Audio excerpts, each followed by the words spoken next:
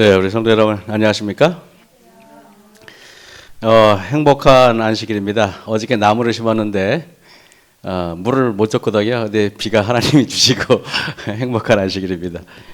여러분 어떻습니까? 여기가 어딘 것 같습니까? 1. 설악산, 2. 금강산, 3. 장가계. 어디 갔습니까? 장가계입니다. 전 2번 갔다 왔습니다. 한 번은 비가 와가지고 하나도 못 보고 하나는 제대로 봤는데 아름다운 것입니다. 이것도 장가계인데 참 좋습니다. 오늘 제가 여러분한테 오늘은 좀 성경 공부를 한번 해보겠습니다. 우리 성경 공부라고 생각하시고요. 요한복음에 대해서 제가 한번 여러분에게 이야기할게요. 여러분들은 성경 66권 중에서 가장 좋아하는 책이 무슨 책입니까?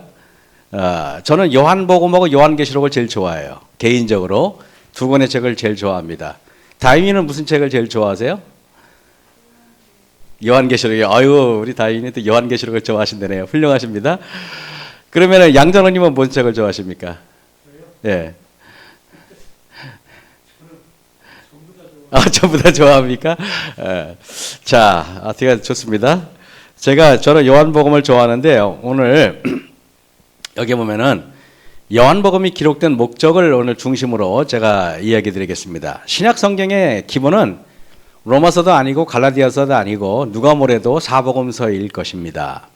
왜냐하면 사복음서는 예수님의 행적을 기록한 책이기 때문에 로마서의 믿음으로 말미암은 의인은 예수님의 믿음의 주체가 예수님이기 때문에 예수님이 빠지고서는 요한복음 로마 믿음으로 말미암은 의를 논할 수가 없죠. 그래서 사실은 성경에서 가장 중요한 책이 뭐냐고 하면은 사복음서라고 해도 과언은 아닐 것입니다. 그래서 우리가 오늘 보면은요, 만일 복음서가 없었다면은 기독교 신앙이 지금처럼 사람들에게 보편적인 가치를 부여하지 못했을 것입니다. 복음서는 우리가 아는 대로 예수 그리스도의 생애와 교훈을 기록한 책입니다. 여러분, 복음서는 전기에서 중요시하는 어린 시절을 과감하게 생략했어요. 적어도 아주 짧게 기록했습니다. 마가복음과 요한복음은 아예 예수님의 탄생까지도 심지어는 기록하지 않았어요. 반면에 희한하게요, 사복음서를 보면은요, 마태, 마가, 누가, 요한이 공이 보면은 그 전체 중에서 예수님께서 마지막 일주일 동안의 기록을 가장 많이 기록했다는 것이 특징이에요. 다시 말하면은 출생은 별로 중요하게 기록하지 않았는데 예수님께서 십자가의 순환절은 굉장히 자세히 기록했다는데 이상한 의미가 있어요. 그죠? 한번 우리가 알아보겠죠. 자, 복음서에 보는 관점이 비슷하다고 해서 우리는 공관복음이라고 이야기합니다. 공관복음은 몇 권입니까? 4권입니까? 3권입니까? 공관복음은 4권이라고 하면 안 됩니다. 3권입니다. 마태, 마가, 누가복음만 공관복음이라고 요한복음은 절대 공관복음이 아닙니다. 우리는 오늘 그걸 확실히 알아야셔야 됩니다. 자, 그래서 공관복음에는 공중, 화장실, 공동 할 때 그 공자, 같이, 공관, 보는 관점이 같다. 그래서 공관복음이라고 이야기합니다. 공관복음은 마태, 마가, 누가복음을 말씀하고 있습니다. 공관복음은요, 많은 기적과 비유와 사건을 공유하고 있습니다. 그 문장이 비슷하고 심지어 단어까지도 똑같은 내용들을 서로 포함하고 있어서 마태복음, 마가복음, 누가복음을 볼 때는 비슷비슷한 말씀들이 많아가지고 여러분들이 익숙해질 것입니다. 그죠? 자, 그런데 예를 들면은요, 마가복음은 661절로 구성되어 있는데 이 중에서 606절이 마태복음하고 똑같아. 무슨 말인지 알겠습니까? 그러면은 661절 중에서 601절이 마태복음과 똑같다 그러면은 가히 여러분이 책을 읽으실 때 마태복음을 읽거나 마가복음을 읽거나 거의 비슷하다는 느낌을 여러분이 받으실 겁니다. 그죠? 이 작가가, 이 저자가 다름에도 불구하고 말입니다. 다시 말하면 마가복음의 대부분의 기사들이 마태복음에서 차용되어 왔다는 것을 여러분 느낄 수 있어요. 근데 공관복음이라는 말을 최초로 사용한 사람은 누구일까요? 공관복음이라는 말을 그것은 18세기 말엽의 성서학적인 그리스 바하인데 이게 독일 사람이에요. 근데 우리는 왜 그리스 바하라고 읽는지 모르지만 이게 독일 원어로 읽으면은 그리스 바흐 이렇게 읽어요. 이게 독일 원어로 그리스 바흐라는 사람이 공간복음이라는 말을 처음으로 사용했습니다. 여러분 이제 조금씩 중요하게 나갑니다. 공간복음은 AD 55에서 70년에 기록되었는데 요한복음은 언제 기록됐냐? 제가 여쭤볼게요. 요한복음이 먼저 기록되었습니까? 요한계시록이 먼저 기록됐습니까? 네, 여러분, 그죠? 질문이 그죠? 요한복음이 먼저일 것 같아요? 요한계시록이 먼저일 것 같아요? 계시록이. 예? 만약에 요한복음이 먼저면 내가 안 물어봤겠지, 그지? 그죠? 아마 그래서 김영수 사님은 그냥 옛날에 찍던 그 습관이 있어가지고 그렇게 말씀하신 거라고 생각해요, 그죠? 그래서 요한계시록이 먼저라고 이렇게 딱 말한 거예요, 그죠? 아마 비슷한 시기인데 요한계시록이 조금 더 먼저일 거라는 학자마다 다른데 아마 그렇게 의견이 있어서 제가 오늘 드리고 싶은 말은 요한복음이 굉장히 늦게 쓰여졌다. 쉽게 말하면 성경 66권 중에서 제일 나중에 쓰여진 책이 요한복음이라 해도 과언이 아니라는 것을 여러분에게 말씀드리려고 제가 하는 것입니다. 그러면 요한복음은 자, 예수님의 제자들은 AD 70년 이전에 다 순교당했어요. 다 순교당했어요. 다 빨리 단명했다면 60세, 70세 다 죽었어요. 그러면은 요한은 몇 살까지 살았냐? 100세 넘게 살았어요. 제자들이 자기 친구들은 다 죽고 자기만 남았어요. 그것도 몇십 년 동안 혼자 살아. 근데 요한이 이제 생각해요. 이제 다 죽었어요. 이제는 자기가 죽으면은 예수님을 직접 만져보고 그분과 같이 식사하고 예수님의 설교를 직접 들은 사람은 누구밖에 없어요? 자기밖에 없는 거야. 그럼 여러분 같으면은 성경을 기록할 때 뭘 기록하겠어? 오늘 그걸 제가 키포인트로 말할 거예요. 그래서 마태, 마가, 누가복음하고 요한복음은 다를 수밖에 없는 거야. 왜냐하면은 이미 마태, 마가, 누가복음이 쓰여지고 40년 후에 나서 기록하니까 다를 수밖에 없죠. 그래서 마태, 마가, 누가복음만 공간복음이고 요한복음은 공간복음이 아니다. 여러분 이렇게 머릿속에 이해를 하시면 될 것 같습니다. 자, 요한복음과 그러면 공간복음의 차이가 분명히 있을 것 같아요? 없을 것 같아요? 있어요. 오늘 요거 끝나고 나서 쪽지 시험을 볼 겁니다. 여러분들이 정신 딱 차리시고 연세가 98세 이후부터는 시험을 면제됩니다. 98세 이후 밑으로는 다 시험을 볼 겁니다. 자, 보세요. 자, 여기 요한복음 3장에 여러분이 잘 아시는 니고데모라는 사람이 나와요. 그죠? 요한복음 4장에는 사마리아 여인이 나오죠? 요한복음 5장에는 중풍 38년 된 중풍병자가 나와요. 요한복음 11장에는 마르다가 나옵니다. 요한복음 18장에서 19장에는 빌라도라는 사람이 나와요. 요한복음 21장에는 베드로라는 사람이 나와요. 근데 요한복음에서는요, 희한하게 비록 군중이지만은 요한복음에는 주로 예를 들면 5명 모아놓고 얘들아 이런 식으로 말씀하지 않고 요한복음은 1대1 대화가 많아요. 1대1 대화. 물어볼게요. 여러분이 진짜 속 마음을 이야기할 때는 5명 친구 앞에서 속마음을 털어놓을 때가 많아요? 아니면 단 1명 친구 앞에서 속마음을 털어놓을 때가 많아요? 두 번째. 김영수님은 10명 앞에서 속마음을 털어놓는 것도 좋아하세요? 아니죠. 정상적인 사람이라면 그렇게 안 해요. 진짜 정말 내가 아주 속에 깊숙한 것을 말할 때는 아주 친한 친구 1명이나 나하고 아주 가까운 사람 1명한테만 이야기하는 게 인지상정이에요. 그죠? 다윈이 맞죠? 그죠? 그렇다니까. 그런데 그러면 여러분 물어볼게요. 깊은 대화를 할 때, 1명한테 할 때 깊은 대화가 있다면은 마태, 마가, 누가복음은 1대1 대화가 거의 없어요. 사람들은 여러 사람한테 말하는 거야. 그럼 여러분이 볼 때 마태, 마가, 누가복음이 더 깊어요? 요한복음이 깊어요? 내용이. 그래서 내가 왜 요한복음을 왜 좋아하는지 아시겠습니까? 괜히 좋아하는 게 아니에요. 이유가 있어요. 그죠? 무슨 말인지 알죠?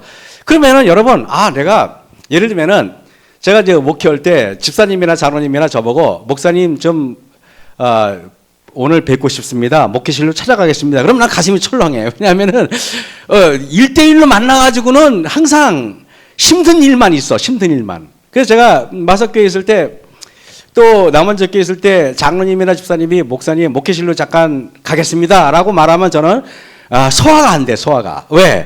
좋은 일보다는 힘든 일. 무슨 뭐 상담이 많아. 상담이. 제가 옛날에 그 CBN 코리아라고 아시죠? 지금도 하나요? 그 왜 교과 방송할 때 뚝배기를 제가 맡아서 설교를 했었어요.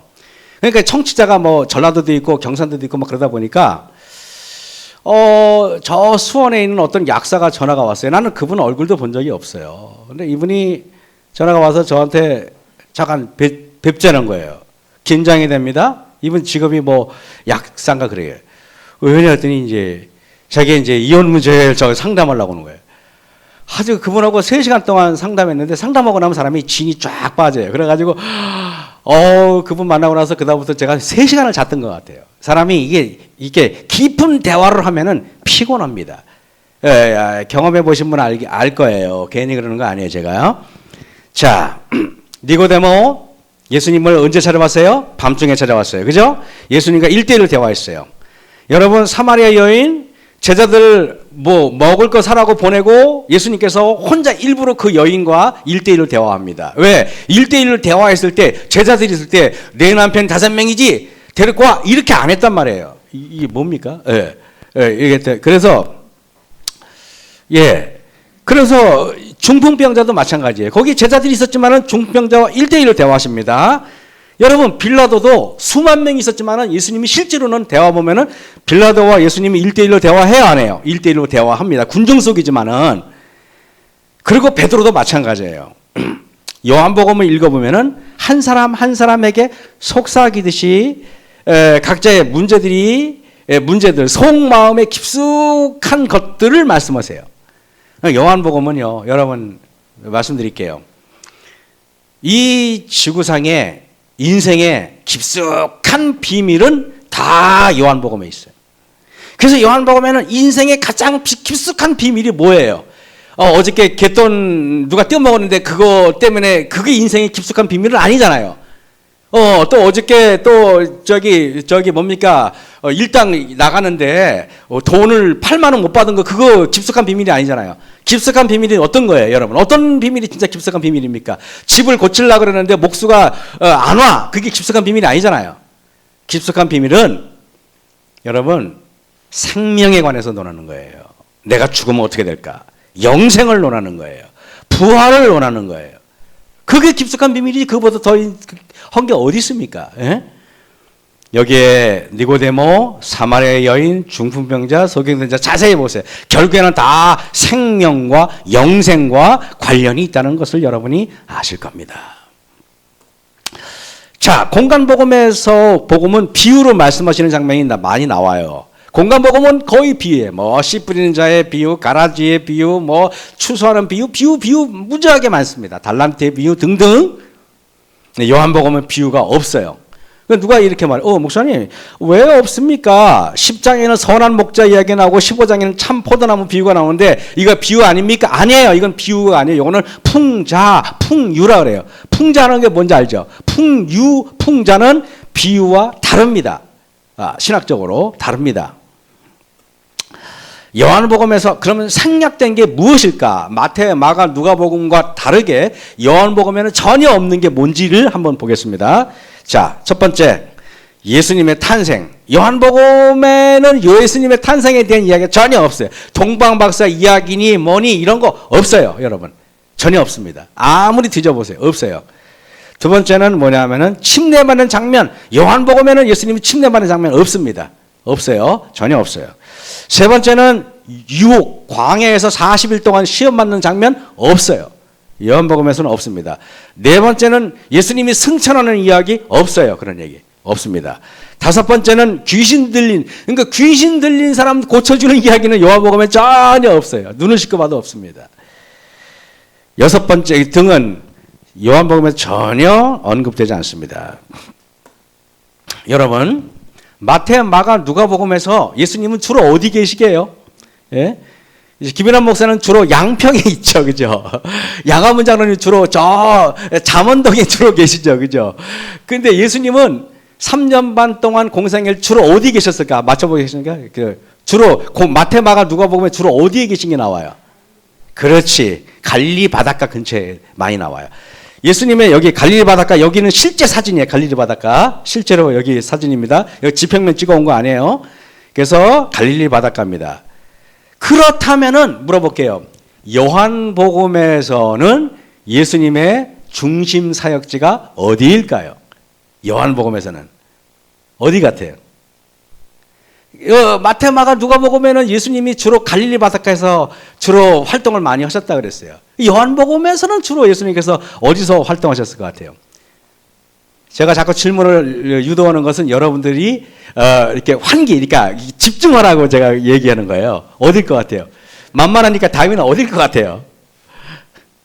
네, 그럼 질문할게요. 1, 2, 4, 할게요. 1번 서울, 2번 로마, 3번 파리, 4번 예루살렘. 정확히 맞췄네요. 어려운 문제인데. 예수님께서 주로 요한복음에서는 주로 어디서 활동하신다고요? 예루살렘에서 활동하세요. 예루살렘입니다.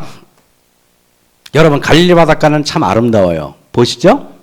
참 유채꽃이 피고 아름다운 곳입니다. 12사도를 임명한 곳도 갈릴리 바닷가예요. 그죠? 지붕으로 내린 중풍병자 이야기도 갈릴리 바닷가예요. 베드로의 장모 고치는 이야기도 갈릴리 바닷가예요. 야이로의 딸을 고친 것도 갈릴리 바닷가예요. 혈루증 앓는 여인을 고친 것도 갈릴리 바닷가예요. 모두 갈릴리 호수 근처야. 예. 그렇다면은 지금 언급한 이런 이야기들은 요한복음에는 잘 나올 것 같아요? 안 나올 것 같아요? 잘 안 나와. 예, 무슨 말인지 알겠죠? 그죠? 이 갈릴리 바닷가는 이거 보세요. 이 갈릴리 실제 바다입니다. 여러분 보시죠? 실제로 굉장히 물이 많고 넓어요. 이 물이 이스라엘 사람들에게는 젖과 꿀 같은 거예요. 이 물로 주로 농사를 많이 짓습니다. 이렇게 끌어들여 가지고 이게 갈릴리 바닷가 근처예요. 요한복음에서는 예루살렘을 여러 번 방문하여 예수님의 사역의 비중이 물론 요한복음에도 갈릴리 바닷가에서 한 것이 있지만은 거의 대부분이 갈릴리보다는 예루살렘에 더 크게 비중을 두고 활동하십니다. 예수님께서는. 자, 여기가 예루살렘이에요. 제루살렘이죠. 발음으로. 여기가 제루살렘입니다. 자, 요한복음의 기록 목적을 그러면 요한은 뭐라고 기록했는지 보겠습니다. 요한이 뭐라고 자기가 글을 쓰면 목적이 있을 거 아니에요. 이렇게 합니다. 예수께서 요한복음 20장입니다. 30절 31절에 예수께서 제자들 앞에서 이 책에 기록되지 아니한 다른 표적도 많이 행하셨으나 오직 요한복음 이것을 기록함은 너희로 첫 번째입니다. 예수님이 하나님의 아들이심을 믿게 하려는 목적이에요. 내가 이걸 목적을 제가 3번 반복할 거예요, 나중에. 요한복음의 기록 목적이 뭐라고요? 예수님이 하나님의 아들인 것을 믿게 하는 게 그게 첫 번째 목적이에요. 사람들은 예수님이 하나님의 아들인 걸 안 믿었기 때문에 유대인은 예수님을 죽인 거예요. 맞죠? 아니, 감히 하나님의 아들인 거를 믿었다면 그런 짓을 할 리가 없어요. 예, 만약에 여러분 여러분 친구가 예를 들면 국방부 장관 아들인데 함부로 못 하잖아요. 군대 가서. 그죠? 왜? 아버지가 국방부 장관이 잘못 건드렸다가는 그죠? 어떤 일이 우리나라 민주국가니까 뭐라고 안 그러겠지만은 두 번째는 자, 너희로 예수님이 하나님의 아들인 것을 믿고 그 이름을 힘입어서 생명을 얻게 하려 합니다. 여러분, 요한복음의 목적은 결국에는 뭐라고요? 예수님의 이름을 힘입어서 생명을 얻어라. 그러니까 요한복음에는 생명이라는 말이 다 많이 나올 것 같아요? 안 나올 것 같아요? 많이 나와요. 많이 나옵니다. 자, 보겠습니다. 신앙의 제1세대인 12사도와 70명의 제자들, 마가의 다락방에서 성령을 받았던 오순절 성령을 경험했던 120명의 무리들, 이 중에서 요한만 남고 나머지는 싹 죽었어요. 살아남은 사람이 아무도 없어요. 사람 평균 옛날에 평균 70밖에 못 살았잖아요. 다 죽었어요. 누구만 남았어요? 요한만 남았어요. 아, 요한이 이렇게 있으니까 자기와 동고동락했던 친구 다 죽었어요. 저희 아버지가 90세 됐을 때 마을에서 저희 아버지 친구가 한 분이 계셨어요. 이자, 을자, 식자라는 어르신이 한 분 계셨는데 그 아버님 친구가 돌아가셨어요. 그랬더니 아버님이 슬프게 저를 보면서 야, 을식이도 죽었어 그러시더라고요. 그 표정에는 쓸쓸함이 있었어요. 왜냐하면은 친구가 돌아가시니까 아버지가 좀 많이 외로우시는 것 같아요. 그 장례식을 갔다 오시더니 굉장히 마음 아파하시더라고요. 여러분, 친구가 다 베드로도 죽고 야고보도 죽고 누가 크냐 누가 잘난 체하냐 그러는데 다 죽고 나니까 옛날에 왜 그렇게 걔한테 이렇게 못살게 굴었나 그런 생각이 들겠죠, 그죠? 요한이 혼자만 달랑 남았습니다. 예수를 알던 자들과 모르는 자들의 예수님을 경험했던 사람과 경험하지 못한 사람들의 연결고리를 할 수 있는 유일한 사람은 누구밖에 없어요? 자기밖에 없어요. 예수님이 이렇게 생겼어 라고 말할 수 있는 사람은 누구밖에 없어요? 요한밖에 없어요. 옛날에 뭐 사진이 있는 것도 아니고 옛날에는 뭐 유튜브로 찍어낸 것도 아닐 거 아니에요. 그죠? 야, 이제 요한도 자기의 죽음이 임박했음을 느낍니다. 100세가 넘었는데 앞으로 자기가 50년, 70년 살 거라고 생각하지 않을 거 아니에요.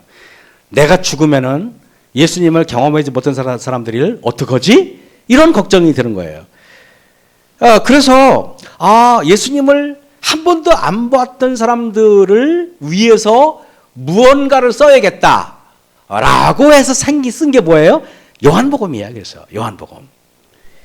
자, 예수님을 개인적으로 알고 대화를 나눈 이들의 증언이 없다면은 신앙의 후세대들은 어떻게 믿을 것인가? 그런 게 어디 있어요? 라고 말하면 어떡할까? 걱정이 되는 거예요.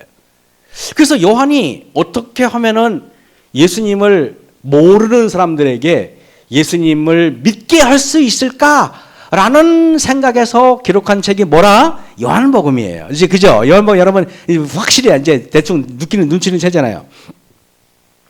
여러분 도마가 이랬어요. 도마가 말하냐면 예수님 부활한 거 맞아요? 그때 예수님이 그렇다 그랬더니 나 못자국에 손 안 넣어보면 안 믿어 그랬어요. 그러니까 예수님이 야 도마 일로 와라. 어차피 의심이 많은 제자니까 이거 만져봐. 그 옆구리에 손을 넣어봤어요. 손을 이렇게 푹 파인 게 있어요. 아무렇겠지만은 그러니까 그때 믿어. 그러니까 예수님이 그래요. 도마야, 너는 나를 만져본 거로 믿느냐? 보지 못하고 믿는 자들은 복되도다. 왜 요한이 이 말을 썼어요? 앞으로 예수님을 만져본 사람도 없고 다 죽고, 그죠? 예수님을 경험한 사람도 없고 치밖에 없잖아. 그러니까 도마의 이야기 생각나는 거야. 앞으로 후세대 사람들이 도마처럼 말하면 어떡하지? 이런 걱정을 한 거예요. 그래서 요한은 작정하고 예수님을 안 보고도 믿을 수 있게 만들어야겠다라고 생각한 책이 뭔 책이라? 요한복음이에요. 그래서 저는 요한복음을 여러분들이 믿음이 없는 사람들, 처음에 믿음을 시작한 사람들은 저는 요한복음을 많이 가르쳐요. 요한복음을 알고 나면 사람들이 하나님을 믿을 수밖에 없다니까. 예.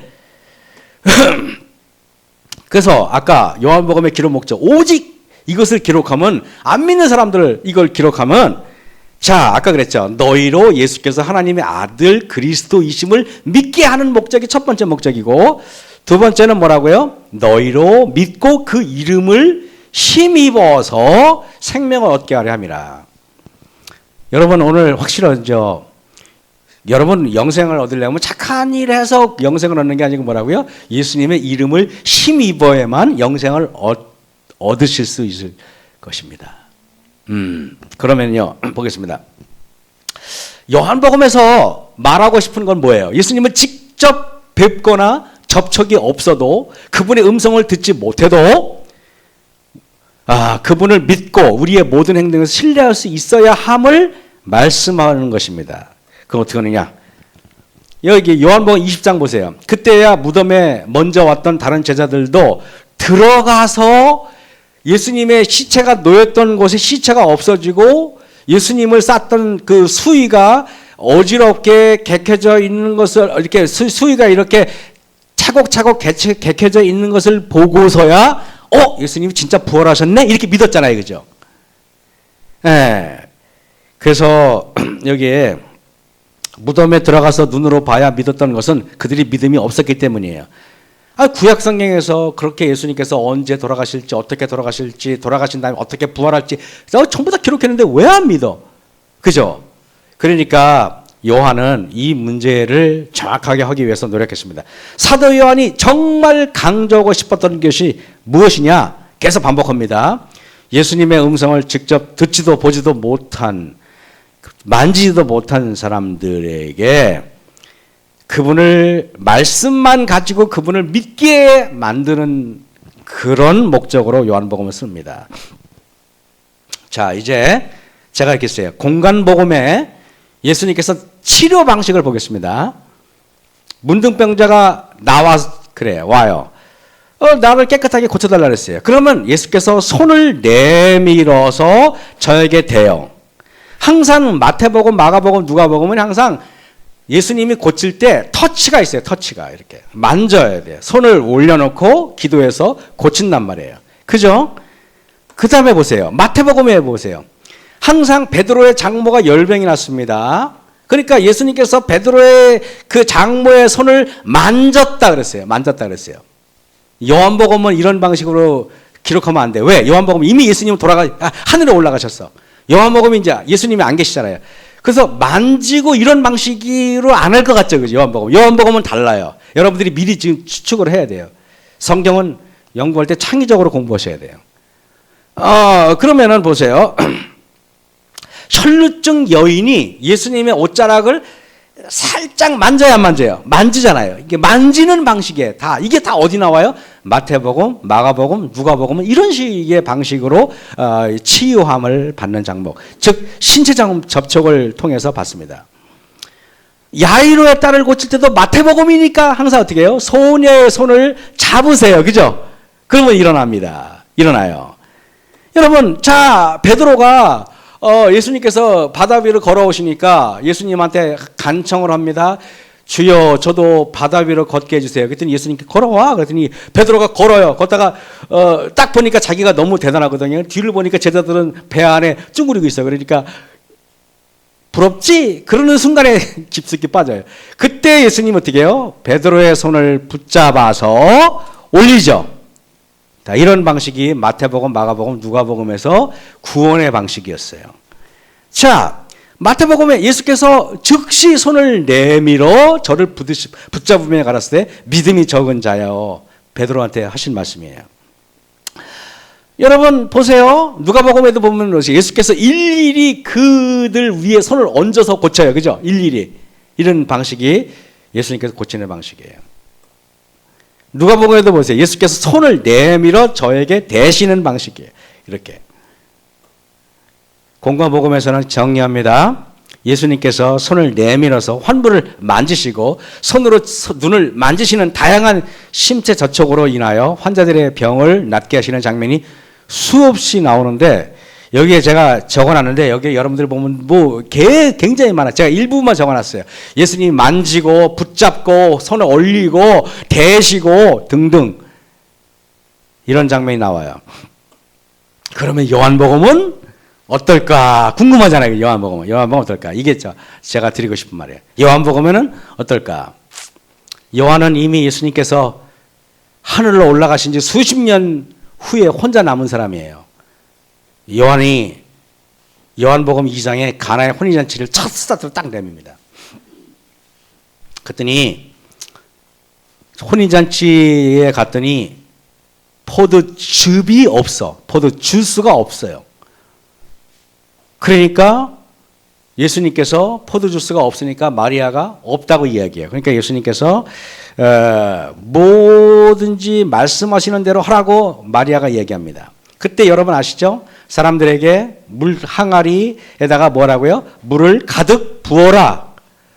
가득 채우라 그래요.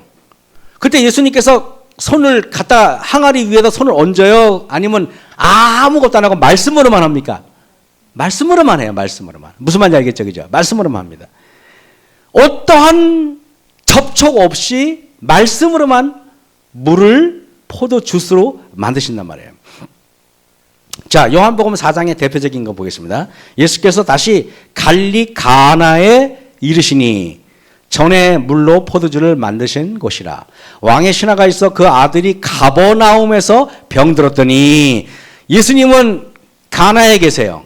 그런데 가버나움이 어디냐 보겠습니다. 여러분 보시면은요, 가나가 여기야. 여기가 가나입니다. 가나. 가나예요.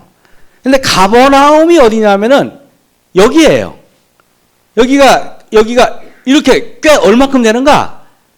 얼마큼 되냐고 이게 흔들흔들는데 25.6km예요. 이게 직선거리야. 근데 여러분 내비 켜보셨죠? 직선거리는 20km인데 실제로 내비 이상으로는 어때요? 35km 막 그래 안 그래요? 길이 뭐 꾸불꾸불하니까 그런 내비게이션 켜봤잖아요. 여기가 실제로는 25km지만은 길을 꾸불꾸불 걸으면 한 몇 킬로 될 것 같아요? 40km도 될 수 있고 50km 될 수 있다 없다? 있어요. 그래서 고속도로가 없었으니까.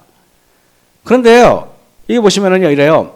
25.6km는 60리가 넘는 직선거리인데, 1시간에 5km 거리를 직선거리 걸어도 5시간 이상이 걸리는데, 최소한도 10시간이 걸리는 거리라고 생각해요, 저는요. 그런데, 이 거리에 가나에서 예수님을 여기 만나고 있는데, 저 가버나움의 사람들이 헐레벌떡 다가왔어요. 그러면 자기 주인한테 뭐라고 말하냐면, 큰일 났어요. 아들이 지금 병들어 죽게 됐다 그랬어요. 그러면 여러분, 마태, 마가, 누가복음 같으면 어떻게 해나요? 예수님을 바지가랑이를 잡아 끌어서라도 얼른 예수님을 가버나움으로 모시고 가서 자기 아들의 손을 위에, 환자 위에 손을 올려놓고 손을 붙잡고 기도해 놨잖아요. 그죠? 근데 요한복음에서는 예수님이 거기까지 가실 것 같아요? 안 가실 것 같아요? 안 가셔요. 이게 중요해요. 안 가셔요. 그래서 어떻게 한지 아세요? 가나에서 예수님이 어떻게 한지 보세요. 요한복음 4장 40절에 신하가 가로되 주여 내 아이가 죽기 전에 내려오소서. 혼자 내려오라는 말이에요? 예수님 모시고 오라는 말이에요? 모시고 오라는 말이에요. 예수께서 가랐을 때 이렇게 말해요. 먼 거리인데 내 아들이 살았어. 그러니까 너 갈 필요도 없고 여기서 그냥 편안하게 하룻밤 자고 가 그랬어요. 만약에 그런 믿음이 없다면은 여러분 10시간이 아니라 12시간이라도 헐레벌떡 자기 아들이 죽어가는데 그 호텔에서 조용히 하룻밤 자야지 이런 사람이 어디 있어요? 그죠? 그래 안 그래요? 미친 듯이 가겠어요? 안 가겠어요? 그죠? 10시간 걸릴 거 그냥 띄움박질해서 4시간이면 가겠죠? 그죠? 근데 이 사람은요, 예수님 말씀 믿고 예수님이 야, 네 아들 살았으니까 가볼 필요 전화도 없잖아요, 옛날에는. 그죠? 살았는지 죽었는지 전화를 물어볼 수도 없어요. 편지를 할 수도 없잖아요. 그래서 예수께서 가랐을 때 내 아들이 살았으니까 가지 마. 그런 소리 아니에요? 그 사람이 예수의 하신 말씀을 믿고 가더니라 말은 집에 간다는 말이 아니에요. 그 다음 절 보세요.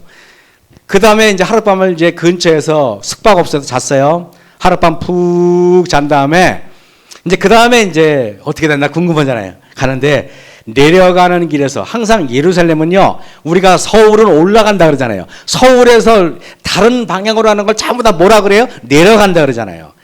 내려가는 길에서 어디서 내려가요? 가나에서 예수님이 계신 곳에서 저 갈릴리 바닷가는 지대가 낮아요. 실제로는 내려가는 길에서 저 집에서 헐레벌떡 아침 일찍 떠난 종들이 와요.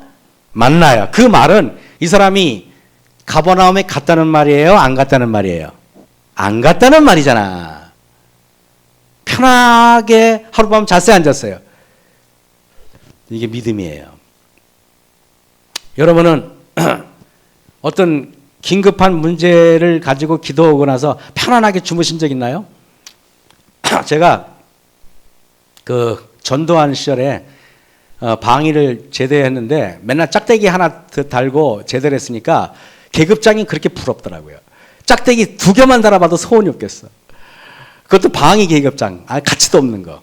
근데 제가 병참에 있었는데 우리 그 준이님의 직업 군인 한 분이 저보고 야 일어나 일로 와 하더니 군복을 하나 주셨어요. 보니까 여기 뭐 대위 계급장인가 딱 여기 계급장이 바풀떼기가 3개 딱 붙었어요. 근데 그분이 신신당부했어요. 얘야, 요 계급장은 반드시 떼고 입어라 그랬어요. 그리고 계급장도 떼고 요 명찰 떼라 그랬어요. 제가 떼겠어요? 안 떼겠어요? 그걸 왜 떼? 계급장 그것 때문에 입는데 그걸 딱 군복을 입고 이렇게 다녔어요. 다녔는데 전두환 대통령 때는 군부가 무시무시했어요. 그래 안 그래요? 무시무시했어요. 근데 우리 동네에 이렇게 있는데 군인차가 이렇게 막 먼지를 날리면서 한 15대가 쭉 지나가는데 맨 마지막 차가 컨보이 차잖아요. 맨 마지막에 사령관이 딱 앉았는데 갑자기 그 차가 내 앞을 지나가다가 갑자기 끽 딱 섰어요. 그러더니 대령이 딱 내리는 거예요. 밑에 부사관하고. 그러더니 저를 이렇게 이 지휘봉 있잖아요. 막대기로 내 군복을 툭툭 치면서 너 이거 어디 났어? 그랬어요. 큰일 났어 이거. 싫어합니다. 싫어. 저는 그때 철도 공무원 발령을 기다리고 있었어요. 잘못되면 공무원 발령이 뭐 다 없어지고 그것뿐만 끝나는 거예요. 제가 나라에서 국비장학생을 받았기 때문에 그거 안 되면은 전부 다 국가에 내 장학금을 토해내야 돼요. 큰일 났어. 그러더니 그래서 제가 순식간에 뭐가 일이 잘못됐구나 생각하고 이거 어디 났어? 그러면 제가 누가 줬다고 말하면 그분이 큰일 날 것 같아요. 그래 안 그래요? 그래서 내가 그분한테 피해가 있으면 안 되겠다 싶어가지고 엿장수한테 얻었다 그랬어요. 진짜로 그랬어요. 그랬더니 그분이 군복 벗어 그랬어요. 10월 달이었는데 군복을 벗으면 어깨난닝 거 하나 딱 입었거든요. 추웠어요. 추웠는데 그걸 뺏기고 나니까 어깨난닝 거예요. 집에 가기가 창피하잖아요. 그래가지고 저 논두랑길 뚝박길로 도망가가지고 사람이 없는 데로 해가지고 겨우 집으로 들어갔어요. 그리고 그분이 하는 말이 너 내일 몇 시까지 의정부 경찰서로 출두해 그랬습니다. 네가 지금 하는 짓은 굉장히 위험한 짓이라고. 이게 뭐냐면 이게 뭐더라 직권 뭐 이런 거 있잖아요. 왜 그걸 아직은 뭐 법에 걸리면 끝도 없이 걸리는 거예요. 제가 집에 왔는데요. 그렇게 맛있게 먹던 저는 입맛이 굉장히 좋은 사람이거든요. 밥을 씹는데 밥이 아니라 모래를 씹는 것 같아요. 얼마나 맛이 없는지. 그래가지고 제가 그 좋은 TV도 안 보고 제가요 내 방에 들어가가지고 문 걸어 잠그고요 그렇게 기도를 많이 해본 적이 없어요. 그때 뭘 했냐면 요한복음을 엄청 많이 봤어요. 그때 요한 1서에 이런 말이 있어요. 요한 1서에 사랑 안에 두려움이 없나니 두려워하는 자는 죄를 짓는 자다. 그런 말이 있어요. 그죠? 요한복음 1장 4장 요한 1서 4장 18절인가 뭐 거기 있어요. 그 책이 딱 나오는 거예요. 그러면서 내가 하나님 믿으면은 기도하면은 두려워하지 말래네. 그때 8시인가 하도 고민을 해가지고 제가 두려워하지 말자. 그리고 마음이 평안이 오면서 그때 어떻게 돼요? 사람이 지치잖아요. 그냥 쓰러져 잤어요. 새벽 4시 넘어선가 이장님이 저희 집을 쾅쾅쾅 두들겼어요. 저희 아버지가 나갔습니다. 그랬더니 그 이장님이 군복을 갖고 오는 거예요. 이거 아들놈이 있던 거지? 그랬더니 예. 그랬더니 그 군인 아저씨가 사격 훈련을 마치고 그 대령이 그냥 가져가면 되는데 아들 생각이 나서 도저히 밤중에 이거 가져가면 안 될 것 같더래요. 그래서 그 밤 12시에 동네 이장님을 수소문해가지고 그거를 여기 그 김일환 이름 있잖아요. 근데 주민들이 다 뺏겼거든요. 그 김일환이라는 녀석 있지? 그랬더니 갖고 왔더래요. 그래서 주의 주고 그거를 갖고 와서 제가 그 군복 다시 입었겠어요? 아니면 태워버렸겠어요? 다 바로 태워버렸어요. 그래서 제가 알았어요. 여러분 기도하고 나니까 그 대령님의 마음을 변화시킨 건 누가 그런 거예요? 하나님이 그렇게 하신 거예요. 무슨 말인지 알겠죠? 그죠? 하나님이 그분의 마음을 변화시킨 거예요. 여러분은 근데 그때 내가 막 계속 두려워 있으면 기도가 응답이 돼야 안 돼요? 안 돼요. 두려워하는 자는 절대 더 이상 믿으셔야 돼요. 이게 바로 이 사람이에요. 바로 이 사람 마음을 나는 알기 때문이니까. 내려가는 길에서 여러분 어떻게 아들이 죽는다 그러는데 어떻게 잠을 잘 수가 있어? 믿었기 때문에 그런 거예요. 믿었기 때문에. 에? 예수께서 요한복음 5장입니다. 가라사대 일어나 네 자리를 들고 걸어가라 그랬습니다. 미나는 안식이니라. 여러분 요한복음에는요 항상 예수께서 보세요. 항상 그 자리를 예수님이 들어줘요? 아니면 스스로 들게 해요? 가만히 보세요. 들고 걸어가라 명령하죠. 또 보세요. 요한복음 9장에 이 말씀을 하시고 땅에 침을 뱉어 진흙을 이게 그의 눈에 바르고 목사님 말씀으로만 한다는데 여기 접촉이 있었잖아요. 나한테 이렇게 여러 번 반문할 수 있어요. 그래 안 그래요? 여기 요한복음이잖아요. 요한복음 마태복음이 아니라. 근데 생각해 보세요. 그것만 해주고 그 다음부터는요. 거의 신라음까지 거의 1km거든요. 근데 눈에 진흙을 발랐어요. 근데요. 어떤 사람이 낯선 사람이 눈에 진흙을 바르고 거의 걸어가서 씻으래요. 거기 여러분 몸이 성한 사람이 1km는 아무것도 아니지만은 눈이 앞이 안 보이시는 분이 1km 더듬더듬 가는 것이 멀어요. 진흙을 붙이면 사람들이 보면 다 저게 뭐야? 저게 꼬라지가 저게 뭐야? 진흙을 붙이고 다니는 사람이 세상에 어디 있어요? 눈에. 여러분 이게 순종이 쉬운 것 같아요? 그렇지 않아요. 요한복음에서 강조하고 싶었던 게 뭔지 아십니까? 하나님의 말씀을 순종할 때 기적이 일어나고 생명이 우리에게 일어나온다 하는 말씀이에요. 사실은 그 말씀을 하고 싶었던 거예요. 요한복음 9장에 남에서 소경된 자가 예수님께서 그의 눈에 약간의 진흙을 받았으나 이적은 그 사람이 홀로 1km 이상을 걸어가서 자신의 눈을 씻었을 때 비로소 치유의 효과가 나는 것을 보여주는 겁니다. 나사로가 무덤에 나올 때 요한복음 11장에 보세요. 예수님이 들어가서 나사로의 시체를 만졌습니까? 아니면 명령으로만 했습니까?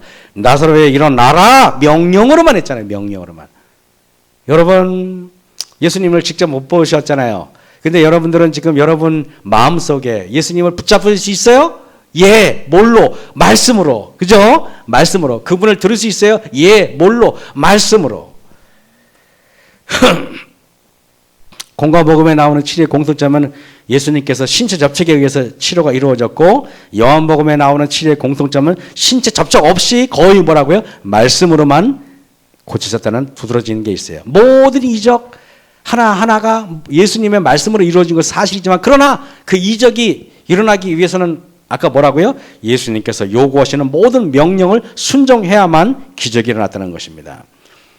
가나의 혼인잔치에서는 종들에게 채우라 떠다 주라 말씀하시는 명령을 순종했기 때문에 왕의 신하에게는 가라 내 아들이 살았다라는 말을 그 말씀을 믿었기 때문에 중풍병자에게 일어나 내 자리를 걸어가라 들고 걸어가라 하시는 그 말씀을 순종했기 때문에 소경에게는 가서 씻으라는 명령을 그들이 순종했기 때문에 기적이 일어났죠.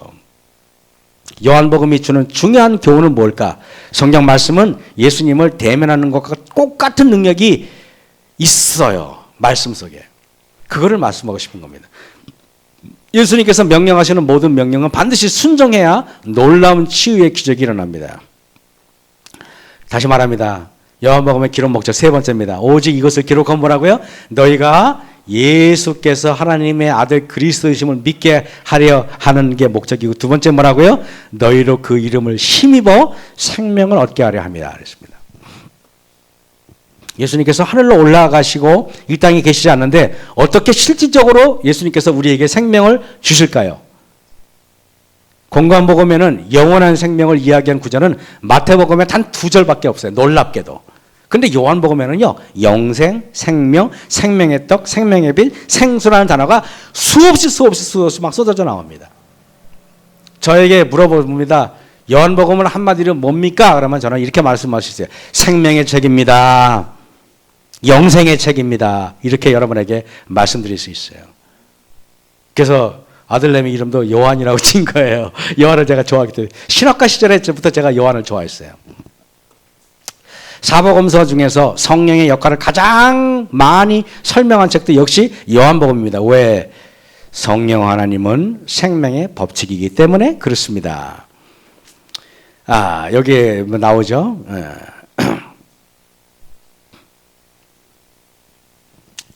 새로남교회 김영곤 장로님께서 이런 말씀했어요.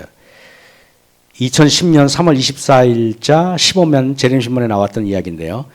죄인이 왜 죄인이냐? 죄 짓는 걸 좋아하니까 죄인이에요.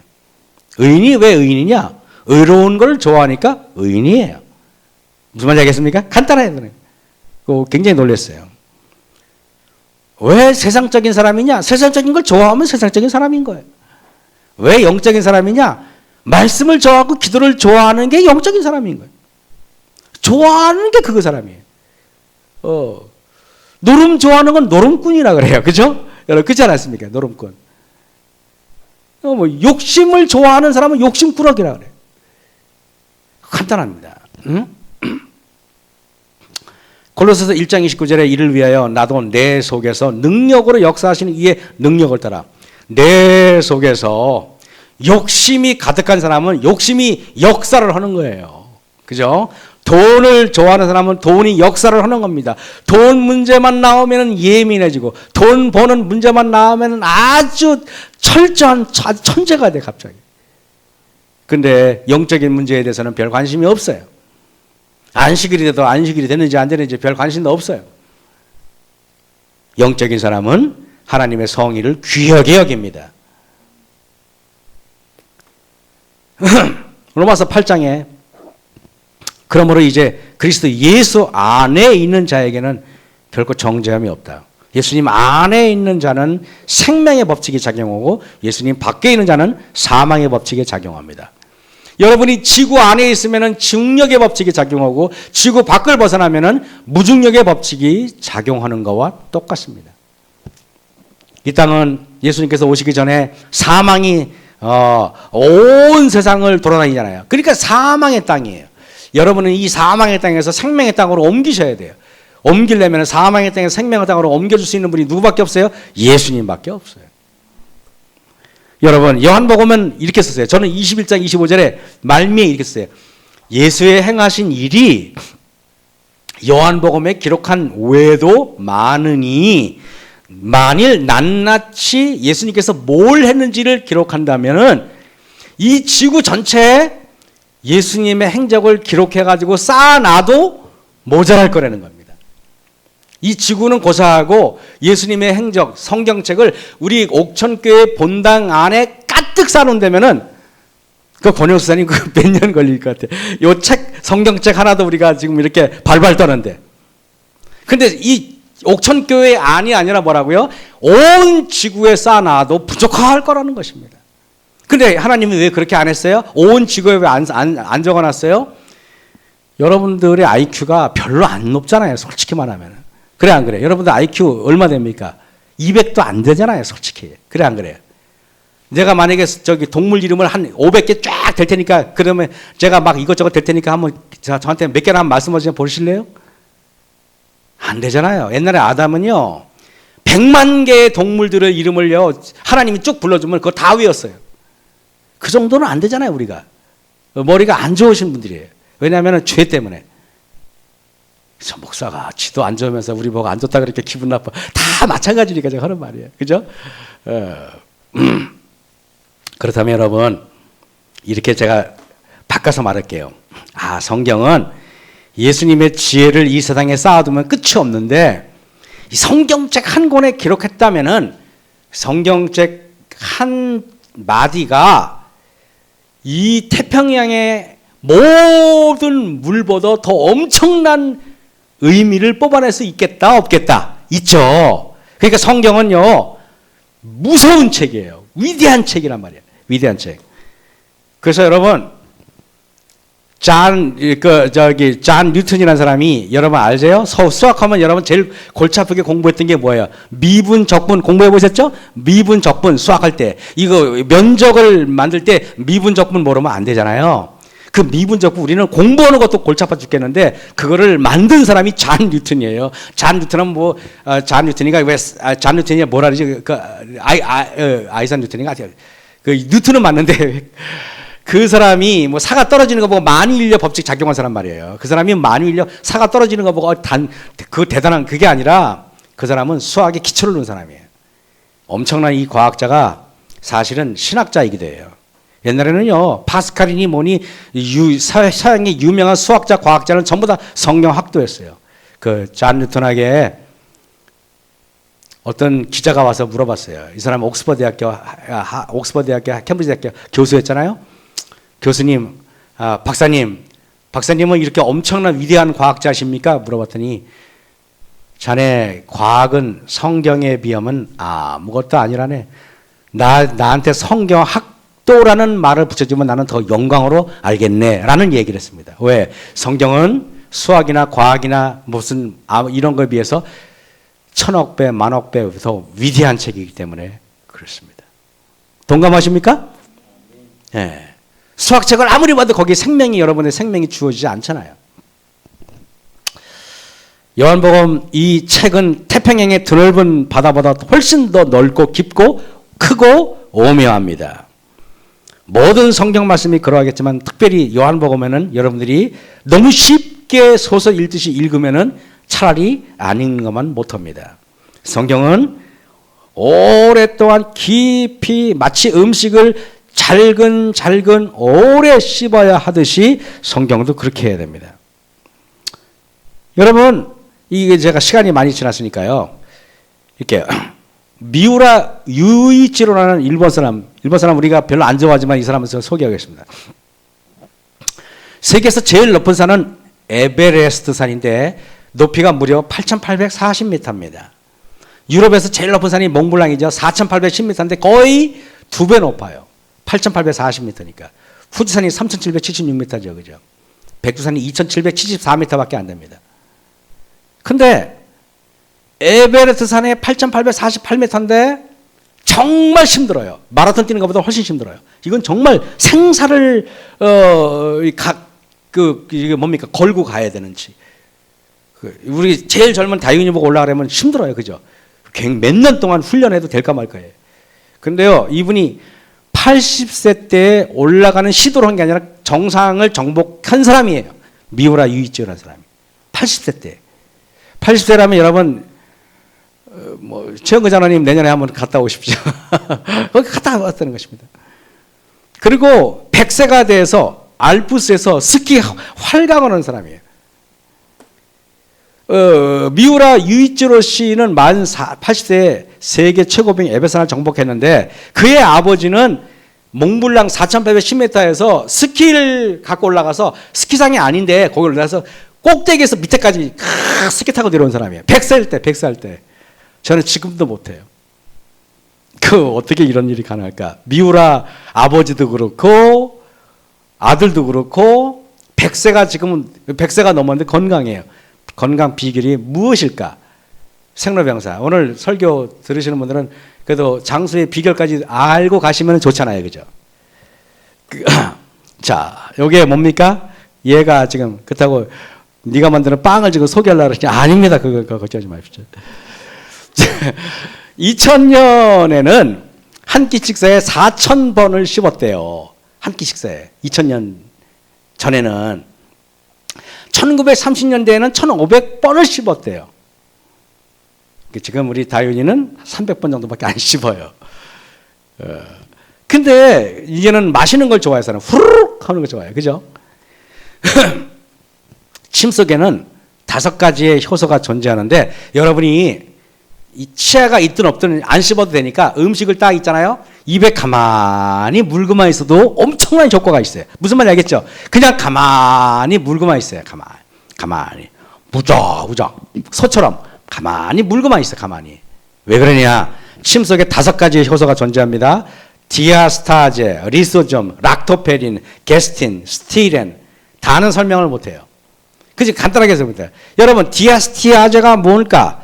녹말을 분해하는 효소예요. 침 속에 오랫동안 가만히 부시면 그럼 여러분 녹말을 분해하는 효소가 있어요. 효소가 뭐냐? 효소가 없으면 소화가 안 돼. 가령 예를 들면은 양화문 장로님이 들에 가서 소들이 풀을 먹고 아주 그냥 소들이 건강하잖아요. 그러니까 나도 풀 먹고 살아야겠다. 그래가지고 소가 먹는 풀을 뜯어 드신다. 그럼 장로님은 소화가 될 것 같아요? 안 될 것 같아요? 안 돼요. 장로님은 그 풀을 뜯고 소처럼 소화가 돼서 영양분이 될 것 같아요? 안 될까요? 안 돼요. 이유가 뭘까? 소는 풀을 소화시킬 수 있는 효소가 있지만은 사람에게는 그것이 없어요. 그러니까 장로님은 효소, 그러니까 거기 배추는 효소가 있어도 먹을 수 있어요. 배추, 무, 상추 이런 거는 괜찮아요. 그러나 일반 풀은 소가 먹는 건 안 된단 말이에요. 그러니까 장로님이 아무 옆에서 씹어도 안 돼요. 옛날 같으면 그게 된다면은 굶어 죽는 사람이 왜 굶어 죽었겠어요? 들판에 나가 풀이나 뜯어 먹지. 그죠? 안 되는 거야. 여러분이 음식을 먹잖아요. 쌀을 먹잖아요. 옥수수를 먹잖아요. 녹말을 분해하는 효소가 안 나오면 소화가 안 되는 거야.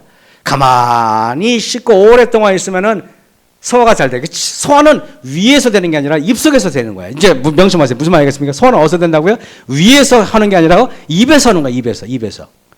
가만히. 여러분 침은 남의 침 뱉으면 기분 나쁘다 그러는데 그 침이 그 기분 나쁜 침이 아니라 굉장한 침입니다.